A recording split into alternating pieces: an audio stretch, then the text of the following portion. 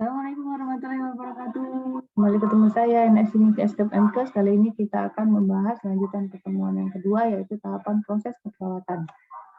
Ya, jadi kemarin kita sudah bahas definisi, kemudian bentuk-bentuk dari proses keperawatan dan manfaatnya. Kali ini tentang tahapannya. Apa saja sih tahapan dalam proses keperawatan itu?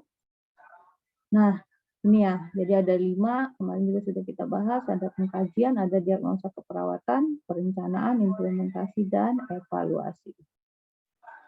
Pengkajian, apa itu pengkajian?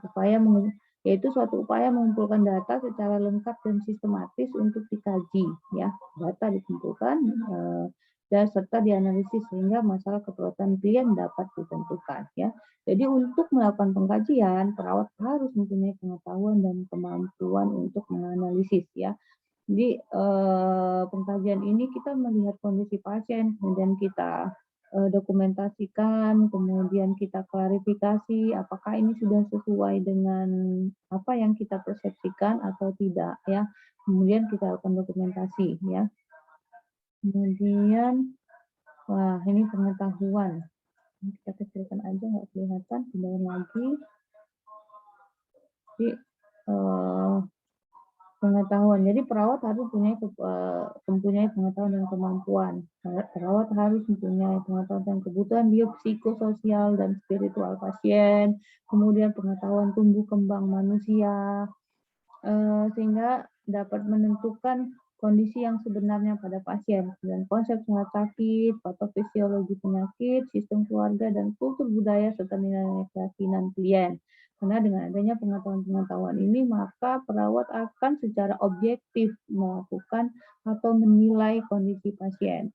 Kemudian perawat juga mempunyai kemampuan observasi sistematis ya, diobservasi secara sistematis sehingga tidak ada yang ketinggalan. Kemudian juga komunikasi verbal, non-verbal, bahasa dan bahasa tubuh juga perawat punya kemampuan sehingga dia bisa melakukan identifikasi tadi secara jelas dan pasien akan secara objektif terlihat. Kemudian mempunyai pendengar yang baik ya. Jadi perawatnya jangan terlalu banyak ngomong ya sehingga pasien tidak punya kesempatan untuk memberikan pendapatnya. Kemudian menciptakan hubungan saling membantu, membangun kepercayaan, kemudian juga kemampuan untuk melakukan wawancara dan pemeriksaan fisik ya. Jadi ini adalah kemampuan yang harus dimiliki perawat untuk melaksanakan proses yang pertama, yaitu proses pengkajian atau identifikasi data-data atau pengumpulan data ya. Kemudian tahap pengkajian ini ada 3 tahapan lagi, adalah adanya pengumpulan data, kemudian adanya validasi data, apakah data sudah benar, maka kita harus memvalidasi data ini melalui berbagai melalui berbagai sumber, melalui pasiennya, keluarganya, kemudian catatan medis, kemudian catatan dari tim yang lain, kemudian riwayat sebelumnya. Yang terakhir pengkajian ini meliputi identifikasi pola masalah. Jadi ada pola ya, ada data-data yang harusnya ada atau yang bisa ditemukan atau yang dapat ditemukan oleh perawat sehingga menggambarkan suatu masalah keperawatan. Kemudian ini pengumpulan data berupaya untuk mendapatkan data yang dapat digunakan sebagai informasi tentang klien. Ya, data yang diperlukan antara lain biopsikososial dan spiritual dari klien, bagaimana dia berhubungan dengan orang lain, bagaimana dia hubungan dengan keluarganya, kemudian bagaimana hubungannya dengan yang di atas, kemudian yang berhubungan dengan masalah klien. Jadi langsung kita lihat kondisi pasien, kita mendengarkan keluhannya, kita melakukan pemeriksaan fisik terhadap kondisi fisiknya. Kemudian faktor-faktor yang mempengaruhi atau hubungan dengan klien seperti, kita juga harus melakukan pengumpulan data tentang keluarga dan lingkungannya karena semua ini akan terkait nanti ketika kita akan dalam proses keperawatan. Cara pengumpulan data, ada wawancara, anamnesa, komunikasi timbal balik ya dalam bentuk tanya jawab ya. Jadi perawat memberikan pertanyaan dan pertanyaan ini dan wawancara ini harus sesuai dengan kondisi pasien. Ya, jadi kalau misalnya kita memberikan wawancara kepada orang yang punya pendidikan rendah, maka pertanyaan-pertanyaan juga harus sesuai dengan kemampuan dia sehingga kita dapat mendapatkan respon yang sesuai dengan yang kita inginkan dari pasien atau respon sebenarnya yang dialami oleh pasien. Pun ketika kita bertemu dengan atau melakukan wawancara pada pasien kita yang mempunyai pendidikan yang tinggi ya, ini komunikasinya juga tidak komunikasi yang menggurui karena kita tidak akan mendapatkan kepercayaan dari pasien kita. Kemudian pengamatan atau observasi merupakan pengamatan secara visual atau secara langsung kepada klien ya. Kemudian kita lakukan penelitian. Ada apa? Apa yang terjadi dengan pasien secara fisiknya bagaimana, secara nonverbalnya ya. Jadi pengamatan ini kita juga bisa melihat nonverbal dari pasien kita. Kemudian pemeriksaan fisik, laboratorium, dan ronsen juga merupakan data yang harus dikumpulkan untuk mendukung permasalahan yang mendapat untuk mengidentifikasi permasalahan yang sebenarnya pada pasien. Kemudian pemeriksaan fisik, inspeksi melihat bagian tubuh yang sakit, palpasi, meraba organ yang diperiksa. Jadi ada inspeksi, palpasi, perkusi, dan auskultasi. Itu adalah pemeriksaan fisik yang bisa dilakukan pada pasien tergantung sistem mana yang akan dilakukan pemeriksaan. Kemudian jenis data, ada data objektif dan data subjektif. Data objektif, data yang diperoleh melalui suatu pengukuran, pemeriksaan, pengamatan ya. Data objektif ini ekspresi wajah pasien, kemudian suhu tubuh pasien, tekanan darah, warna kulit, kemudian bisa juga kondisi pasien ya. Jadi secara fisik itu dapat dilihat, diukur ya, dan dilakukan pengamatan. Nah, yang berikutnya adalah data subjektif. Data yang diperoleh dari keluhan yang dirasakan pasien atau keluarga atau saksi yang lain ya. Jadi data subjektif ini kita peroleh dari informasi baik pasien ataupun keluarga pasien atau saksi lain itu memberikan informasi melalui kata-kata ya. Misalnya pasien merasa pusing, pasien merasa nyeri atau keluarga pasien mengatakan anaknya rewel dan sebagainya, itu merupakan data subjektif. Kemudian sumber data. Sumber data ini ada data primer dan data sekunder. Data primer, data yang bersumber dari pasien berdasarkan hasil pemeriksaan. Sedangkan data sekunder, data yang diperoleh dari orang lain, ya, misalnya keluarga atau orang terdekat pasien, termasuk sumber lain yang dapat dipercaya. Ya, jadi termasuk data sekunder ini rekam medik, catatan riwayat perawatan pasien, ya, juga informasi dari tadi ya dari keluarganya. Kemudian ini validasi data, merupakan upaya untuk memberikan justifikasi pada data yang telah dikumpulkan dengan melakukan perbandingan antara data subjektif dan objektif dengan standar nilai normal. Ya, jadi ada standar. Misal kita melakukan pengukuran suhu, nah kita bandingkan dengan standar nilai normalnya sesuai apa tidak. Kemudian untuk diketahui kemungkinan tambahan atau pengkajian ulang tentang data yang ada ya. Jadi kita validasi datanya sudah benar atau tidak. Oh, ternyata datanya kurang tepat, harus dilakukan pemeriksaan. Maka kita lakukan pengkajian ulang. Selanjutnya adalah identifikasi pola masalah, merupakan kegiatan terakhir dari tahap pengkajian ya. Jadi setelah pengkajian, berbagai riwayatnya dari keluarga, dari kesehatan, kemudian pemeriksaan fisik, kemudian riwayat perkembangan, riwayat psikologis, spiritual dan lain-lain, nanti sesuai dengan format yang ada. Kemudian mengidentifikasi pola atau masalah yang muncul pada fungsi zat pengganggu. Nah, baru kita akan kumpulkan data-data yang bermasalah ini membentuk satu pola. Oh, ternyata pasiennya mengalami gangguan pemenuhan kebutuhan nutrisi. Datanya apa saja? Berat badannya menurun, pasien mengatakan tidak mau nafsu makan, kemudian makanan yang diberikan tidak dihabiskan, kemudian badan pasien tampak lemah, tampak lemes ya, karena tidak ada energi karena pastinya tidak bisa makan. Maka masalah yang muncul tadi adalah gangguan. Selanjutnya diagnosa. Apa itu diagnosa keperawatan?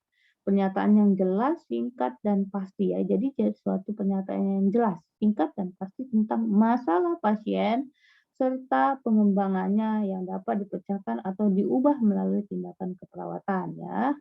Jadi ini adalah pernyataan bentuknya. Oke, perbedaannya diagnosa medis dan diagnosa keperawatan. Ya, kita sering bingung, kalau kita kan diagnosa keperawatan. Jadi diagnosa medis itu menguraikan proses patologis penyakit secara spesifik ya. Biasanya diagnosa medis ini ditegakkan oleh dokter ya. Kemudian jadi dia kalau diagnosa medis lebih kepada patologisnya. Kemudian sifatnya relatif konstan ya. Selalu sama ya. Kalau sudah ditetapkan diagnosanya medisnya ini, maka kemungkinan akan berubah ke diagnosa medis yang lain itu kemungkinannya kecil. Kemudian memiliki sistem klasifikasi yang digunakan dengan baik dan diterima oleh profesi dokter ya. Jadi dokter lebih kepada untuk medis. Sedangkan diagnosis keperawatan menguraikan respon individu terhadap penyakit yang dialami klien ya. Jadi diagnosa keperawatan itu merupakan suatu respon individu yang dibuat dijadikan pedoman bahwa ini loh masalahnya. Jadi dapat dari respon individu tersebut dari penyakit yang dia alami. Sifatnya akan berubah apabila respon berubah ya, karena tergantung sekali dengan respon pasien, maka diagnosa keperawatan ini akan berubah tergantung respon pasien. Kemudian belum ada klasifikasi yang dapat diterima oleh profesi perawat. Kemudian komponen diagnosa keperawatan. Yang pertama itu ada masalah keperawatan, ya ditentukan berdasarkan data hasil kajian yang telah diketahui. PES ya, problem, etiologi, symptoms ya. Jadi dalam satu diagnosa keperawatan harus ada 3 poin ini. Poin problemnya atau masalahnya, kemudian etiologinya atau penyebabnya apa, kemudian masalah tadi ditandai dengan apa saja atau symptoms ya. Ya. Oke. Nah, rumusan diagnosa keperawatannya ada PES, problem, etiologi, dan simptom. Di PES, masalah, etiologi, penyebabnya ini adalah gejala-gejala atau yang mendukung adanya masalah ini. Kemudian kategori diagnosa keperawatan. Yang pertama, diagnosa keperawatan aktual, kemudian resiko tinggi, kemudian diagnosa kemungkinan, diagnosa keperawatan sehat atau sejahtera atau wellness ya. Satu lagi nih, diagnosa jadi ada 5.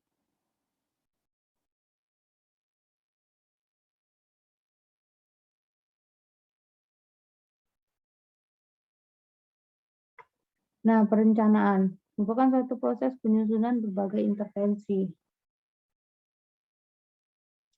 Ya, jadi kita merencanakan apa tindakan yang akan diberikan kepada pasien dengan setelah kita melakukan kajian, kemudian dengan masalah yang telah ditetapkan pada proses pada tahap diagnosa keperawatan. Ya, guna intervensi adalah tujuannya untuk mencegah, menurunkan, atau mengurangi masalah-masalah klien. Tahapan perencanaan itu yang pertama menentukan prioritas diagnosa, ya berdasarkan kegawatannya dan berdasarkan kebutuhan Maslow, ya dan kebutuhan dasar manusia. Ya, sebagai contoh, misal ada pasien dengan masalah dengan masalah pernapasan, ya. Kemudian ada pasien juga meminta pertolongan dengan masalah tidur misalnya, dia tidak bisa tidur, maka mana yang harus kita dulukan? Ya, tentunya yang mengancam nyawa, ya tadi gangguan pernapasan. Kemudian penentuan tujuan dan hasil yang diharapkan, ya. Jadi harus ditetapkan dulu tujuannya apa. Ketika kita membuat rencana atau intervensi keperawatan, maka tujuannya itu mau apa ini tujuannya dan hasilnya itu seperti apa. Misalnya kita akan memberikan tindakan kompres hangat pada anak dengan demam tinggi ya. Tujuannya apa? Oh, tujuannya untuk menurunkan demamnya. Jadi yang kita buat adalah level suhu tubuhnya. Kemudian hasil yang diharapkan apa saja? Oh, suhu tubuhnya normal, anaknya tenang, tidak rewel. Kemudian apa lagi? Ya, itu tuh contohnya. Kemudian penentuan rencana tindakan, dibuat rencana tindakannya sehingga menjadi bisa dilaksanakan. Berdasarkan tingkat kegawatan. Nah, ada prioritas tinggi mencerminkan situasi yang mengancam nyawa seseorang sehingga eh, sehingga perlu yang dilakukan tindakan segera. Kemudian prioritas sedang menggambarkan situasi yang tidak gawat dan tidak mengancam hidup klien. Contohnya personal hygiene.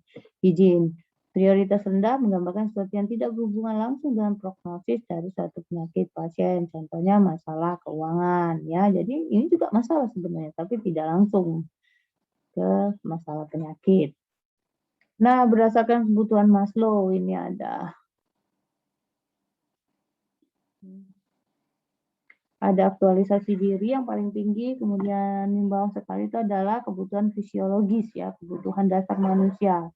Makan, minum, bernapas, istirahat, kemudian keamanan dan keselamatan.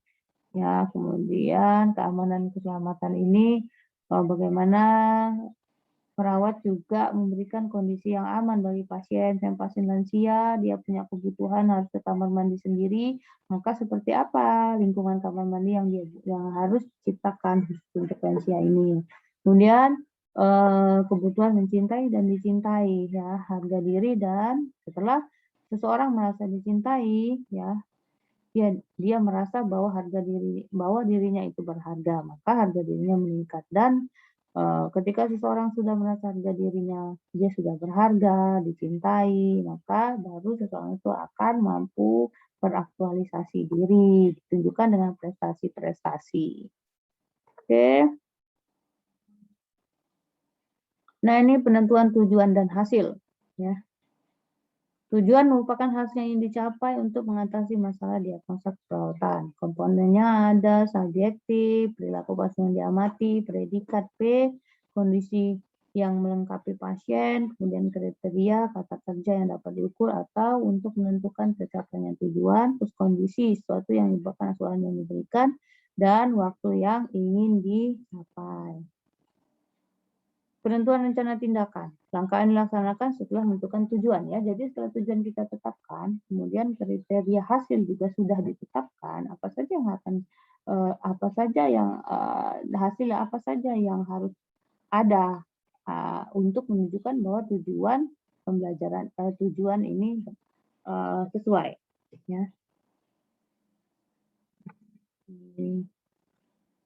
Implementasi. Apa implementasi? Tahap ini adalah suatu pelaksanaan tindakan. Setelah kita rencanakan, kita tetapkan tujuan, dan kita tetapkan kriteria hasil dari tindakan tersebut, maka kita akan melaksanakan tindakan tersebut kepada kondisi nyata. Tahap ini merupakan pelaksanaan sebagai strategi kekuatan yang telah direncanakan.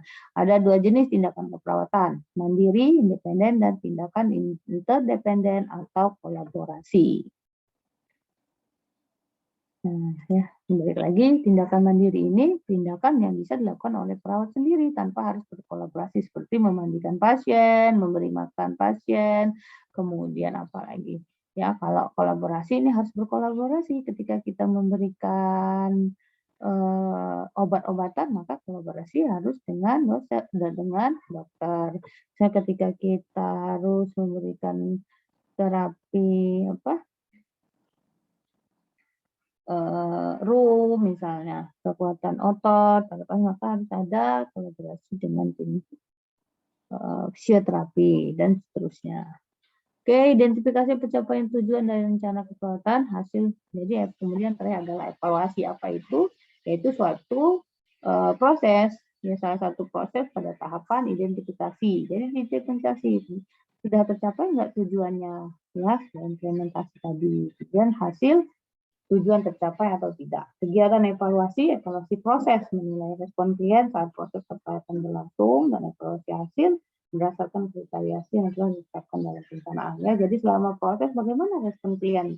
Ya, tadi kliennya rewel karena panas, diberikan tindakan kompres hangat, kliennya jadi tenang, seperti itu. Kemudian berdasarkan kriteria yang ditetapkan dalam perencanaan. Ya, jadi tadi sudah kita tetapkan bahwa kriteria hasilnya suhu tubuh harus 36 sampai berapa gitu. Kalau masuk ke dalam level ini ya selama 1 jam ya, 1 kali 24 jam pasien suhu tubuhnya menjadi 36 sampai dengan 37,2. Masuk rentang ini, maka evaluasi hasil dari tindakan tersebut menyatakan berhasil. Kemudian evaluasi yang dilakukan saat memberikan intervensi dengan respon segera, ya. Jadi langsung, Ibu gimana Bu rasanya setelah kita memberikan ini misalnya, memberikan apa? Memberikan itu tuh pernapasan ya, oksigen. Kan kita bisa langsung tuh evaluasi, sudah merasa nyaman atau tidak pasien dengan oksigen segitu. Ini ada contoh intervensi ukur tanda-tanda vital ya, untuk implementasinya melakukan pengumpulan tanda-tanda vital, evaluasi pematiknya, ada tekanan darah, RR, nadi, dan suhu tubuh. Oke, evaluasi, rekapitulasi hasil observasi dan analisis status pasien berdasarkan tujuan yang telah dibuat. Jadi ada suatu rekapan hasil observasi dan analisis status pasien, ya. Kemudian terdapat 3 kemungkinan hasil evaluasi, bisa tercapai, tidak tercapai, atau tercapai sebagian. Nah, tujuan tercapai apabila klien telah menunjukkan perubahan dan kemajuan yang sesuai dengan kriteria yang telah diharapkan. Sedangkan tujuan tidak tercapai apabila tujuan tidak tercapai secara keseluruhan sehingga masih perlu dicari berbagai masalah atau penyebabnya. Kemudian tujuan tidak tercapai apabila tidak menunjukkan adanya perubahan ya ke arah kemajuan bagaimana kriteria yang diharapkan. Contoh kasus. Nah ini. Diagnosa keperawatan hipertermia berhubungan dengan proses infeksi penyakit ditandai dengan suhu tubuh 39 derajat Celcius. Nah, tujuannya dalam waktu 1 kali 24 jam dilakukan tindakan perawatan suhu tubuh pasien turun menjadi normal. Kriteria hasil suhu tubuh 36-37, tidak terjadi dehidrasi dan bibir berwarna merah sudah ya, sudah jelas ya. Perencanaan, perencanaan apa yang akan dilakukan dengan kondisi tadi? Lakukan kompres hangat pada area hipotalamus dan area-area pembuluh darah besar, lakukan pengukuran suhu tubuh setiap 4 jam. Nah, perencanaan ini adanya di